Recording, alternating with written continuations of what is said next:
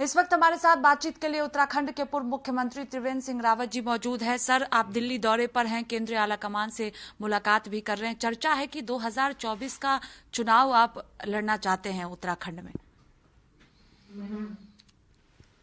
अब मैं लड़ना चाहता हूं या नहीं लड़ना चाहता हूं, लेकिन सवाल तो आपने एक खड़ा कर ही दिया है। और मैं बताऊं कि भारतीय जनता पार्टी में सदैव पार्टी डिसाइड करती है। अपनी भी इच्छा होती है, ऐसा नहीं है कि नहीं होती है, लेकिन पार्टी डिसाइड करती है कि किसको चुनाव लड़ना है। पार्टी जो भी निर्णय करेगी उसको स्वीकार करेंगे। जैसे आज तक पार्टी ने हमारे बारे में विचार किया है, पार्टी विचार करेगी और पार्टी जो भी दिशा निर्देश देगी उसका पालन करेंगे। फिलहाल हम ये चाहते हैं कि उत्तराखंड की 5 लोकसभा सीटें पहले की तरह, जैसे 2014 में हम 5 लोकसभा सीट जीते, 2019 में जीते, अब 2014 में भी हम 5 सीटें जीते हैं। और देश में जो पिछली बार 302 सीटें भारतीय जनता पार्टी जीत कर आई थी, उसी तरह से इस बार भी प्रचंड बहुमत के साथ भारतीय जनता पार्टी के कैंडिडेट, एनडीए के कैंडिडेट जीत कर आए और माननीय प्रधानमंत्री नरेंद्र भाई मोदी एक बार फिर देश की बागडोर संभाले। आप दिल्ली दौरे पर है चुकी और लगातार केंद्र नेतृत्व से मुलाकात कर रहे हैं, इसलिए चर्चा चल रही है, चर्चा तेज हो गई है और कि आप लोकसभा चुनाव लड़ेंगे। अगर पार्टी आपको लोकसभा चुनाव लड़ाए तो कौन सी ऐसी सीट होगी जहां से आप चुनाव लड़ना चाहेंगे? देखिए, मैं प्रदेश का मुख्यमंत्री रहा हूं और मेरे लिए सभी सीटें अनुकूल हैं। पार्टी जो भी डिसाइड करेगी वहां से चुनाव लड़ेंगे। फिलहाल हमारा ध्यान 5 लोकसभा सीटों पर है। मैं फिर कह रहा हूं कि हम 5 लोकसभा सीट जीत करके और सरकार बनाए। चुनाव लड़ने को लेकर कोई बातचीत केंद्र नेतृत्व से आपकी हुई है? नहीं, इस संबंध में कोई बातचीत नहीं हुई है। अभी तो केवल जो महासंपर्क अभियान चल रहा है, ये महासंपर्क अभियान सफल हो और जो तैयारी आगामी चुनाव की दृष्टि हो रही है और भारत सरकार की जो उपलब्धियां हैं उनको लेकर हम महासंपर्क अभियान चला रहे हैं। इसके साथ ही सर, उत्तर प्रदेश की बात करें अगर हम, तो 5 लोकसभा सीटों की जिम्मेदारी आपको दी गई है 2024 लोकसभा चुनाव को लेकर।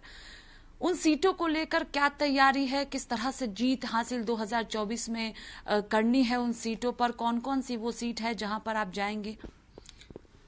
देखिए, 2014 में मैं सह प्रभारी रहा हूं उत्तर प्रदेश का और इस समय मेरे को 5 लोकसभा सीट महासंपर्क अभियान की दृष्टि से दी गई है। उसमें बांसगांव है, सलेमपुर है, आजमगढ़ है, देवरिया है और एक सीट और है। ये 5 सीटें जो ईस्टर्न यूपी की हैं वो मुझे दी गई हैं। मैं बहुत जल्दी 2 जून को वहाँ जाऊँगा और 5-7 दिन वहाँ रह करके और कार्यक्रमों को गति देने का काम करूँगा।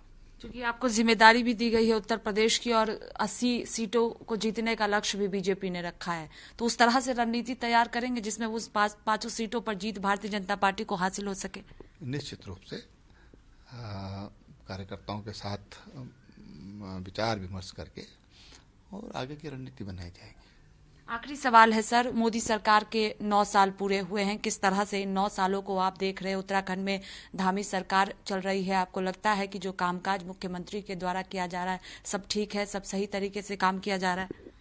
नहीं, देखिए, माननीय प्रधानमंत्री जी के मार्गदर्शन में बहुत बेहतरीन काम देश में हुआ है और ये 9 साल हम ये कहें कि विकास को समर्पित रहे हैं, गरीबों को समर्पित रहे हैं, महिलाओं को समर्पित रहे हैं और समाज में जो लोग विकास की अंतिम पंक्ति में हैं, जिनको दरिद्र नारायण कहा पंडित दीनदयाल उपाध्याय जी ने, उनकी उपासना में ये 5 साल लगे हैं।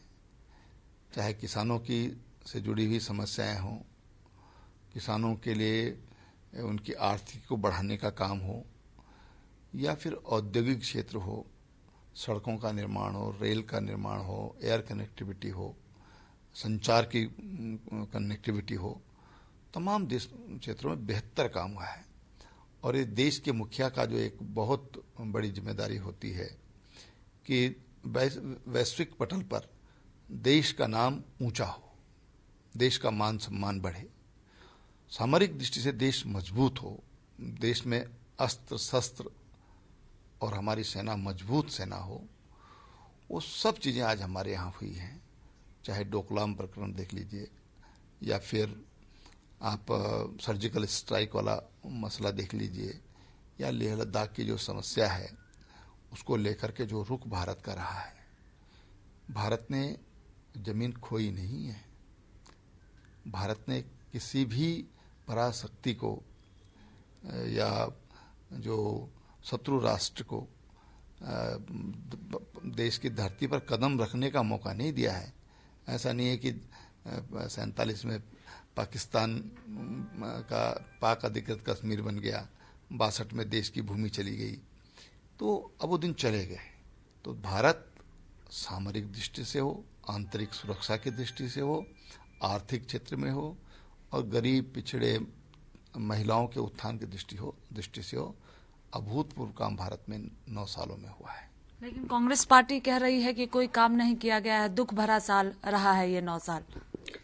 अब उनके लिए तो दुखी है और वो दुखी हैं, इसका मतलब सीधा सीधा है कि भारतीय जनता पार्टी मजबूत हुई है, क्योंकि भारतीय जनता पार्टी की खुशी में वो सम्मिलित नहीं हो सकते हैं।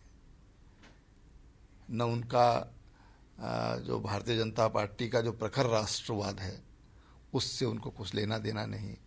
भारत की संस्कृति है, भारत के सांस्कृतिक प्रतिष्ठान है, उनका उससे उनका कोई संबंध नहीं है।